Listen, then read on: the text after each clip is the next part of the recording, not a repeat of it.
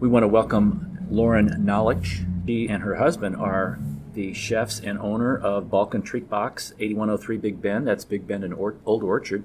So if you haven't been there, you need to get there. It's great food. And Loryn, welcome to In Tune. Well, thank you for having me. What's your background? You've been in the food industry for a little bit, but take us back. Sure. I mean, a long time. Well, my mother was in the industry in front of the house. And then my grandparents were chefs. I had a cousin in the industry. So naturally, my first job was bussing tables at Lemons in the South City that is now owned by the Gribbich family. Yeah. And they're good friends. So it's wild to see how that's transformed. But kind of just always had a knack for the business. Just wanted to try everything. So like I said, my mom was a server and bartender, still is. She works at Pietro's on Watson still. Okay. She's been there for like 27 years. Wow. Long time. And started doing bussing, waitressing, bartending, serving, and kind of got into cooking. Always loved to cook and create things, so it kind of went hand in hand. I had kids young, so I started baking cakes for friends and kind of doing the pastries at family events. And my cousin, Kurt Vonderhaar, was the chef at Turvey's on the Green at the time. And he would say at the holidays, like, you could make money doing this. Like, you should do pastries. And so I was a stay-at-home mom at the time, so I took the Culinary Institute of America's culinary book, and I just read it and like would practice the recipes and try new things. And he offered me a job as the pastry chef there. Wow. I know. That was a big deal. It was a huge deal. It was a huge deal. So that was fun. It was my first real kitchen job, and just grew it from there. I wanted to do other things, so I took a job as a prep cook at Fraser's. And I ended up doing their pastry program as well, along with Kim, that now owns Gooseberries. So she and I worked together a lot. Ended up at Luciano's working for the Del Pietro family. So did their pastry program for their restaurants, all their bread production. Then went to Cisco because the kids got older. And so went to work for Cisco in food sales. So I got to learn that aspect too. Taught me a lot about ordering and kind of organizing the kitchen and how things work in terms of the financial part. But it was short-lived. I'm not a salesperson. I was on the Hill, and they were wanting me to like sell the Hill like toasted ravioli that's frozen. Did you say you need to take your temperature? Yeah, it's just not my style. I wasn't that great at it, let's be honest. You were realistic. I was too realistic. Trying to sell toasted ravioli on the Hill. That would be extremely difficult. Exactly. So at the time, luckily, I was really good friends with Mike Emerson of Pappy's Smokehouse, and he was about to embark on that huge and life-changing endeavor. And I jumped on board, resigned from Cisco, and did their special events and catering, and just got involved in the food community. That's really around the time that the St. Louis food scene kind of changed. People started kind of coming together, working together, building one another up, really working hard to put St. Louis on the map. And I just knew I wanted to be a part of that somehow. All of these years leading up to Pappy's, though, always wanting in the back of my head, thinking, I'm going to do something on my own someday. I'm going to open this. I'm going to do that, blah, blah, blah. Everything it evolved, right? Because I had young children. So it was every few years it was something new, because the ideas that I was doing, that I had in my head, were being done. And, it was fast and it was changing. I had been with Pappy's for a really long time. I had set myself a goal there. And I said, when I get to this point at Pappy's, I want to try to start working on my own. And that came 8 years later. I talked to them, and they kind of held my hand and kept me on payroll and helped me open the food truck. And now we're here. How long did you do the food truck? So I went over to the Balkan region in 2013, came back and started working on the build out of the food truck. We had a lot of issues with the build out on the food truck, so it got put to the side for a little bit, unfortunately. But we had our first service in December of 2016. So 2015, officially, I had left Pappy's and the barbecue team. I had worked at Adams for a little bit, helped open Bogart's. I went to work with Farmhouse and did some work with Josh Galliano, worked at Companion Bakery, just kind of You made a lot of good contacts. Yeah, Exactly. And I needed them. I needed them to be able to do this. This is a passion project that a lot of people helped. We of Miley ended up working on Nudo at the same time. And Marianne had moved back from Chicago. So she basically like was our first employee on the truck. It was just me, Edo, and Marianne on the truck. And I would call Queen and be like, do you need Marianne today? He'd be like, no, you take her. So it was us, and we had so much fun. But I wouldn't have been able to do that. We couldn't afford an employee. You know what I mean? But we didn't realize we were going to need another person on the truck. So it just kind of evolved that way. I mean, that's just one of the ways that all of the community has kind of helped out in one way, shape, or form. Talk a little bit about the food truck, because a lot of people, they may not understand the complexity of what goes into a food truck. They may think, okay, well, you've got an oven on there, or you've got a grill on there, and a cash register. What more do you need? You know? A lot. So much more. You know, you have to have a commissary, and at the time, Pappy's was our official commissary, but I mean, like, we were doing bread at Pastoria in their wood burning oven. Like, that's where we did our like test batch to figure out like what we were going to do. Prepping at Farmhouse, Gribbage, Lemons, Nudo. Like, I mean, we were all over the place. We also have a wood burning oven on the truck. We have a fire rotisserie on the truck, and then a wood burning grill as well. So it is hot. Like, it's really hot. So all of those things going into it. And we're cooking fresh on the truck. So we're baking bread every day on the truck. Wow. Everything is grilled and cooked to order. For us, everything wasn't pre-cooked. And you just put it on the truck. Right. So there was really a lot more complex to do it that way. But in the end, it all paid off because we ended up like gaining a really good following, and people believed in our product and wanted to help us. And that was the best part about all of the trials and the hardships of having a truck, because you battle weather, you battle places to park. We would show up at City Garden and have to pull away because there was no place for us to park. That would happen at Wells Fargo, you know, all the places that are designated for food trucks here in St. Louis. And we're a very seasonal city. Like, people don't come out when it's cold or when the weather is changing. It's just the way St. Louis is. So it's harder on food trucks to get out there and to make a living. And Edo and I were both, Edo was actually working at Vicia when we first opened. And I was running basically part-time by myself with Marianne. And we were getting so busy, and so busy by me. Like, we would go out and sell like 15, 20 people. And like on a day that we did like 38, we were all like high-fiving and being like, yes! But it wasn't long to go from like 38 people to 80 to 100. It was a very quick turnaround. Because of the weather and No, because people finally they were curious. Okay. And like, so you would come to the truck and be like, oh, I really like that food. I'm going to bring my friend. And it just became like this word of mouth thing because our truck was fun to look at and it smelled really good when people walked by, but the words and pictures, nobody understood what this was. Right. So it was hard to gain those customers right off the bat. It was just not familiar to them. But it ended up working. This was a kind of a test situation. Like, will this work? Will this food work? So Edo quit his job, and so we're both full-time on the truck. So all of our income was coming from that. And our kids worked the window, and we would work in the kitchen part, just pump out as much food as possible. But we're starting at 4 o'clock in the morning because we bake our own bread as well. So there's not anything that comes off the truck or out of this restaurant that isn't. It's not pre-done. Yeah, everything's made from scratch. So you can go to designated areas within the city. The city's designated certain places, and also in the county? Yeah, so the city has designated places. The county doesn't have designated spots for trucks, but they have companies. You know, you can go to the bigger companies like, I don't know, Express Scripts or Build-A-Bear Workshop. Companies can like have you on a schedule, and then you are rotated in and out of those schedules. Again, all subject to weather.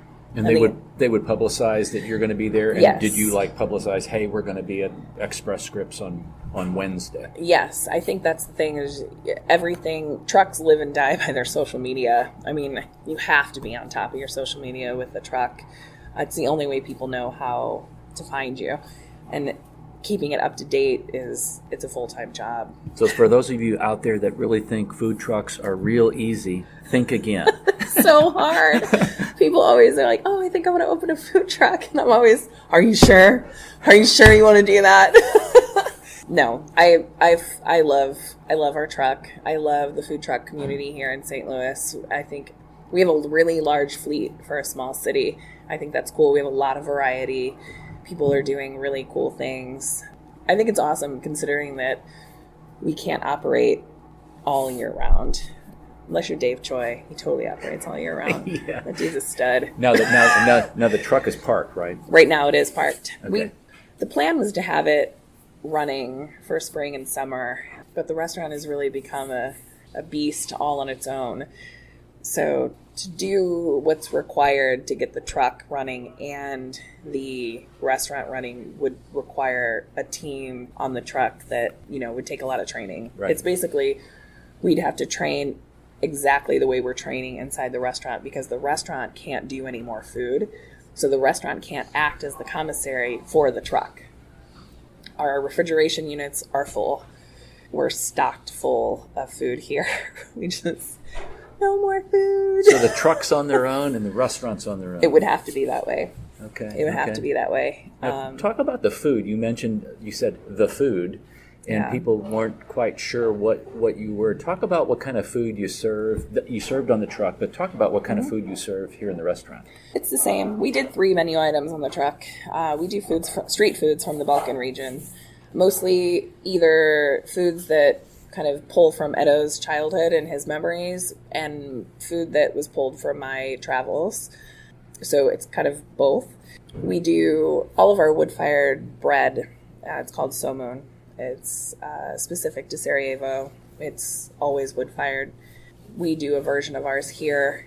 Over there, they're really large, and they cut them in half in order for us to be able to execute the food on the truck. We made ours a little smaller, but we're still doing it that way. We do chivapi, which we do in-house. Beef sausages, they don't have casings. We do it with kaimak, cabbage salad. You make your own sauce. We do. A lot of it, too. That's a huge deal. It's a huge deal. It is. It was funny. I was talking to Suljo Gribic the other day, and he was like, now you can't ever not do them. That's right. It's a lot of work. People will know when you substitute, what's it, Jimmy Dean's or something. Not quite the same. Not quite. So we do chivapi. We do pide, which is a Turkish-style flatbread. And we used to do just beef we did beef and cheese on the truck. Now we're doing a beef, a cheese, a chicken, a vegetable of the day, and a vegan version called the Impossible. I think you've heard of the Impossible Burger. Mm-hmm. So we're doing an Impossible pide, which is super fun. Wow. Mm-hmm. We have a doner, which we do chicken lahmacun. Lahmacun is another style of flatbread from Turkey, but we roll it up. And that has like a lemony parsley salad in there, and the beef on it is a spicy beef. We do a burger. It's called a pieskovica. It's a Balkan burger. It's really good. Thank you. It's really good. Thank you. We stuff it with cheese.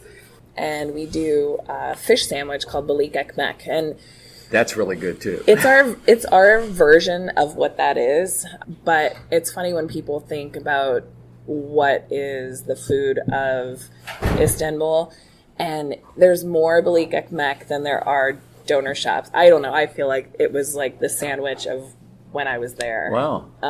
That's interesting. But it just translates to fish and bread, and we do ours grilled, and it's really simple, really clean, really fresh. It's one of my favorite things on the menu. We do a sandwich called the patlıcan, which is eggplant. It's different. It's got eggplant, pickles, cucumbers, cheese, kaimak, grilled eggplant, obviously. But it's kind of a fun, kind of new take on an eggplant sandwich. You should try it. We had it. Oh, okay. We had one of each. Okay, well, it has apricots and pomegranate molasses. Oh, I don't remember that. Yeah, it's really good. Bunch of flavors. It's like a garden. It is.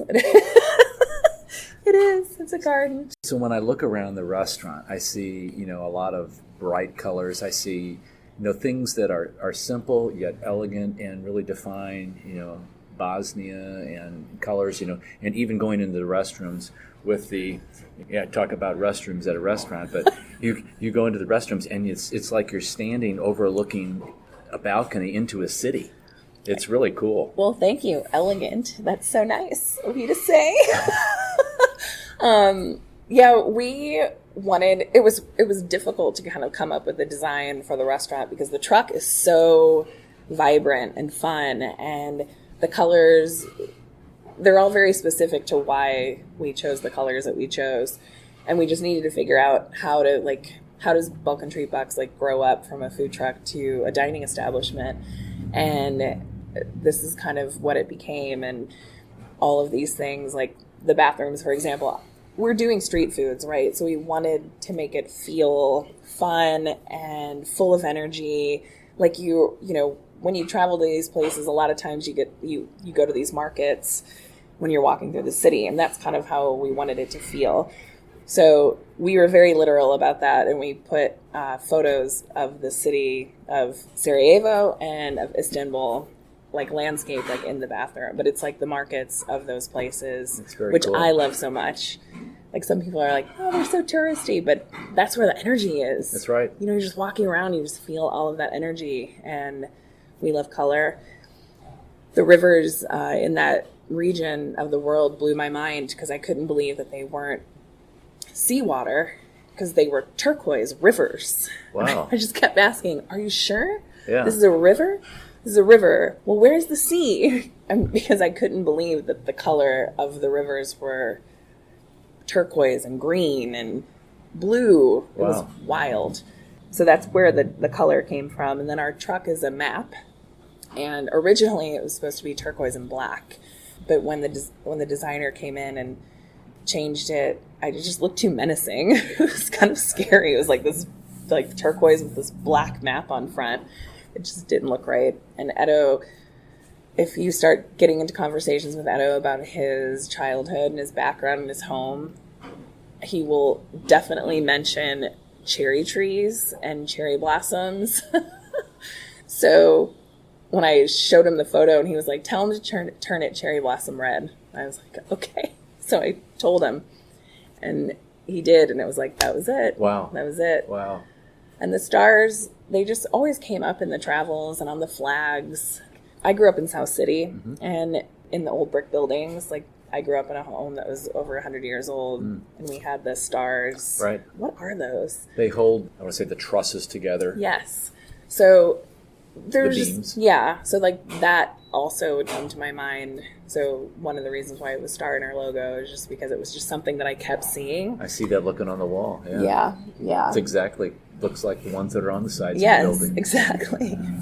So anyway, it was the whole design of the restaurant came together with a lot of great people that worked really hard and kind of helped things be the way they are. We like it here. So what were some of the challenges of opening the restaurant, and what are some challenges about as the restaurant continues to grow?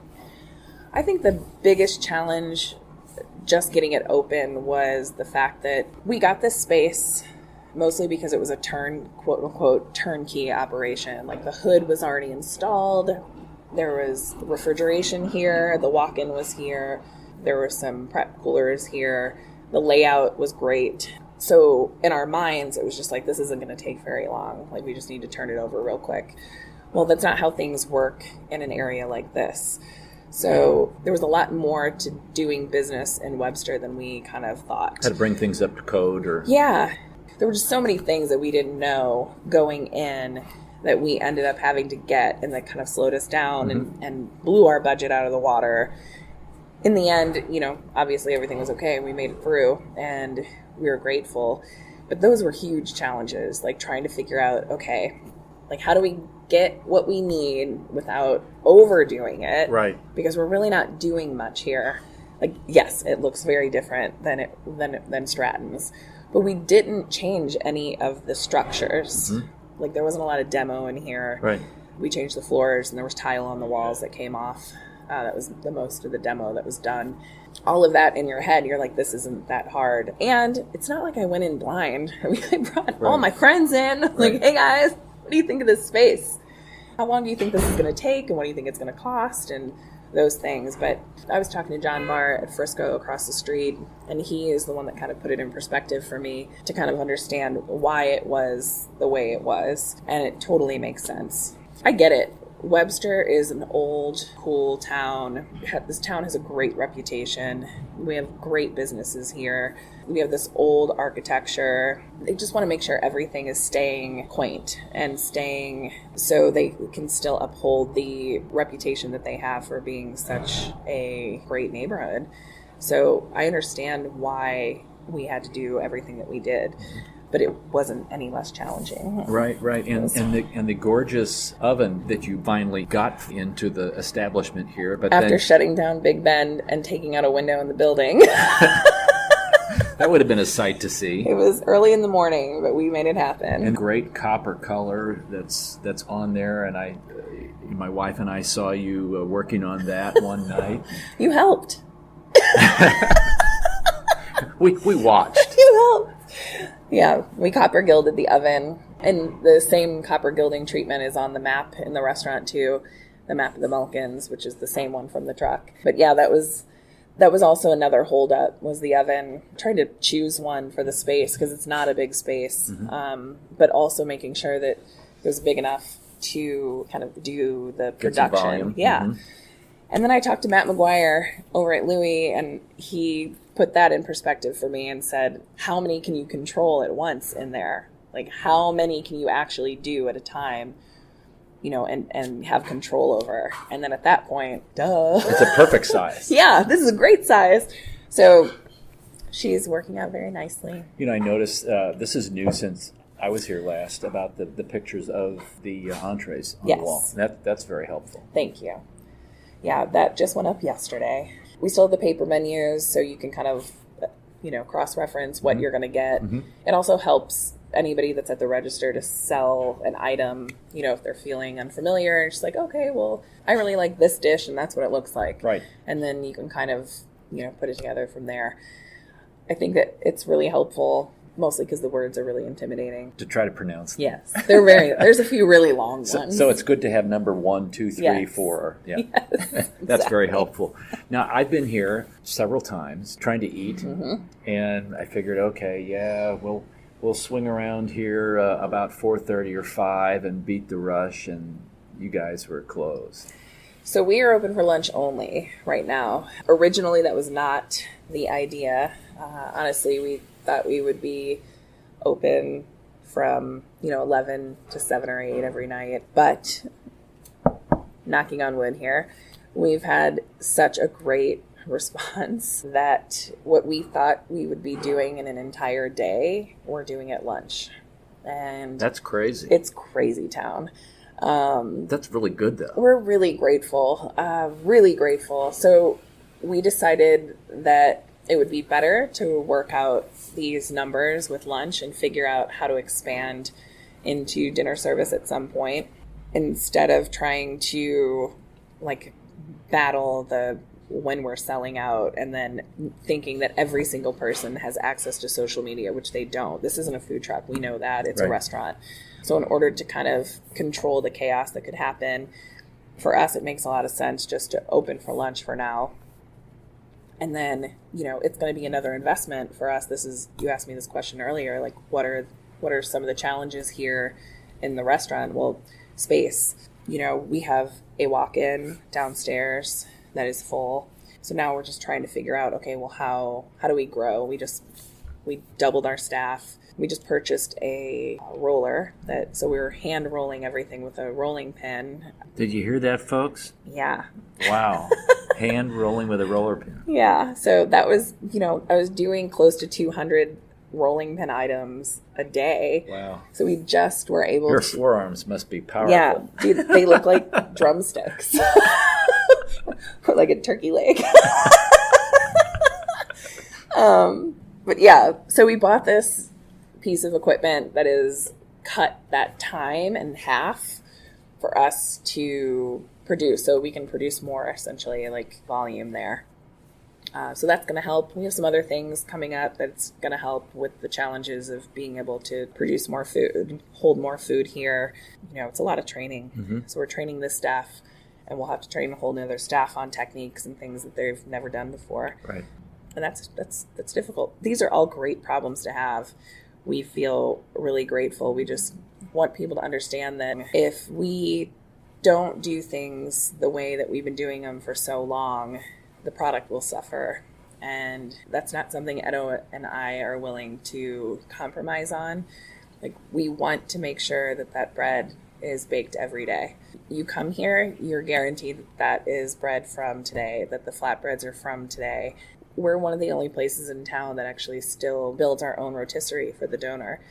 And when that's out, it's out. We season, butcher, and build that rotisserie every day. We're making our own sausages. We're pattying our own pieskovitza, which is our burger.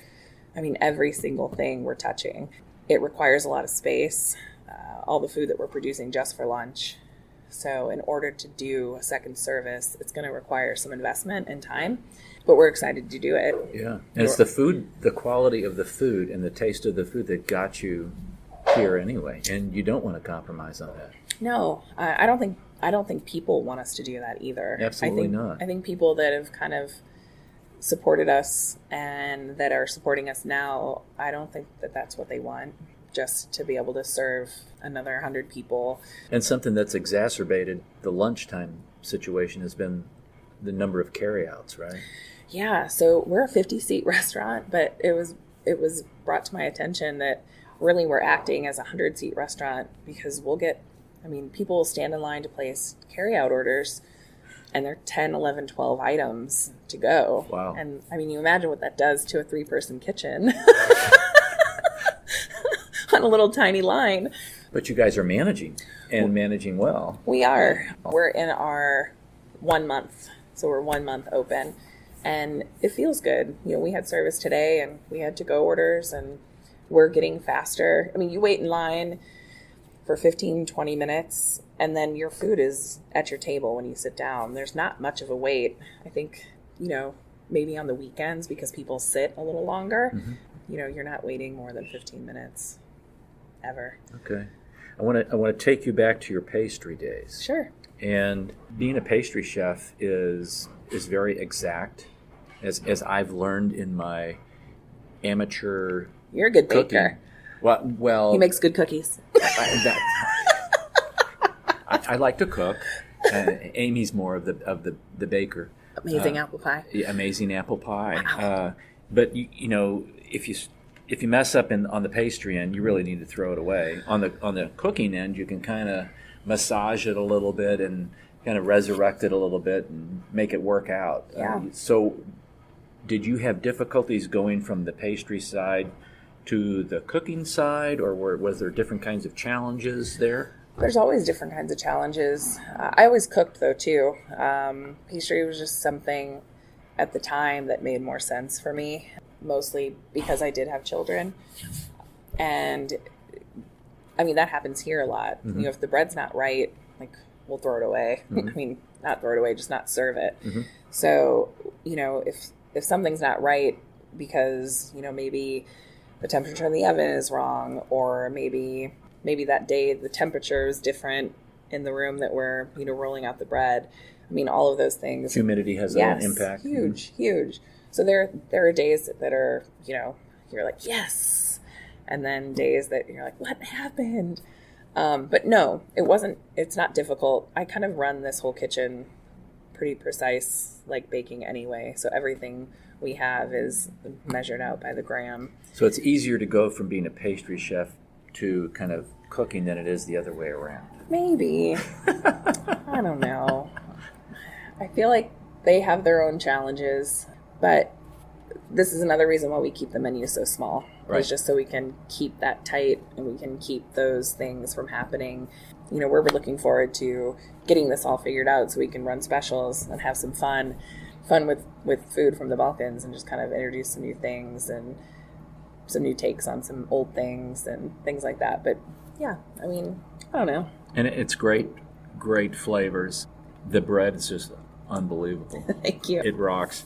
Would you comment a little on the St. Louis food scene? Because St. Louis really is a great food town. It's beginning just to be recognized nationally, I think. Food and Wine has really kind of picked up on that.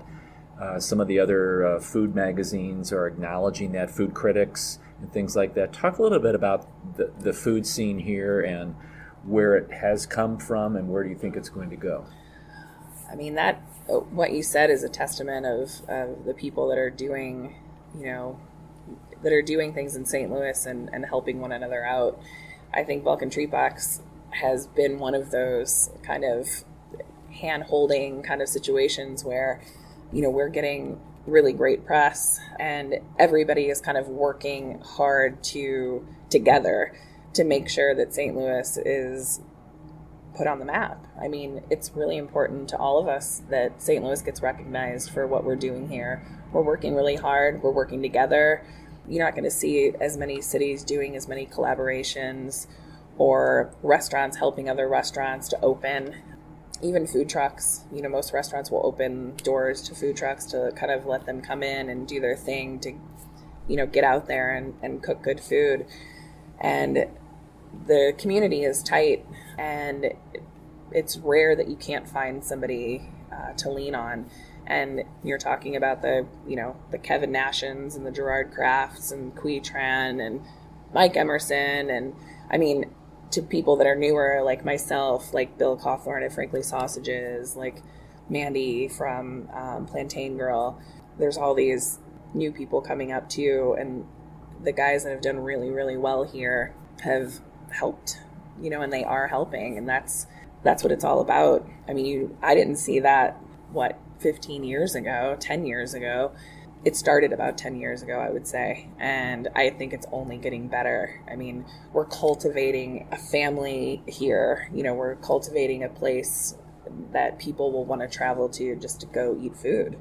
And it's always been joked about that, like, we're a flyover city, but I think that our food scene is doing more for St. Louis than anything else. It's a great ambassador. Yeah. The food is an ambassador for the region here. Agreed. And I think it's kind of an anomaly that how the chefs really interact and get along with one another and support one another as opposed to some other cities like Chicago or New York or LA or even Las Vegas. Yeah, I mean, competition is great, right? I mean, it's good for everybody to feel like there are people that thrive with competition, but I think you're in a smaller town, you're going to have more repeat customers here than you will a bigger city because there's so much tourism, right? So it's really important for us as a community to stay together. And I mean, Elmwood opened, I think, the same week we did, and we were both equally excited. We're like messaging one another, like, "This is so exciting, so happy for you," and but we couldn't get to see each other. But still, like, having just even a message sent in support, it just makes you want to work harder and try harder because you want them to succeed. And Frisco across the street from us, like, watching them open and then having him in the middle of all of his chaos opening, walk over here and help us.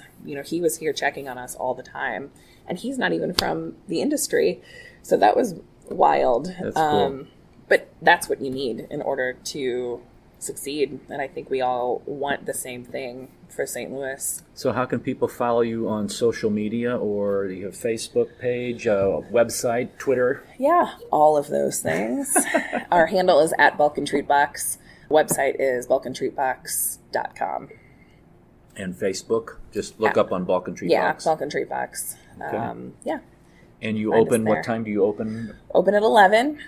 And Monday through Friday or Monday through Saturday? Wednesday through Sunday. There you go. Wednesday through Sunday, Wednesday 11 through o'clock. Sunday, 11 o'clock. Come early. Please come early.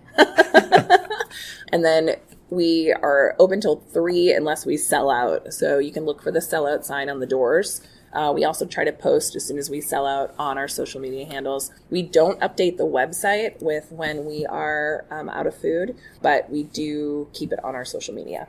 You're keeping it fresh. You're keeping your food a high quality, which everybody appreciates. And if you haven't had a chance, if you've been turned away, like we have several times, it's okay. It's not the end of the world. You just get here a little earlier and you arrange your schedules, and they're working some things out to make it work for a dinner scene, and that's something to really look forward to. Yeah, we're working on getting our liquor license and have dinner service. I don't want to promise any dates, but for us, we're excited to do it. So the sooner the better. You're shooting for the future here. We are. We're shooting short future. Right. Yeah, soon. But yeah, we're hoping to see people in here, at night, having, a beer, local beer, glass of wine, can of wine, like grab and go. So we're excited about it. Excellent. We've been talking to Loryn Nalic of the Balkan Treat Box, and folks hope that you could take some time to visit the restaurant and visit them frequently. Visit all the restaurants in Webster Groves and, frankly, all the restaurateurs that Loryn mentioned. Great place to eat in St. Louis. We are fortunate to have many, many here in Webster Groves. And Loryn, thanks again for being on In Tune. We appreciate it. Happy to be here. Thanks so much. Thank you.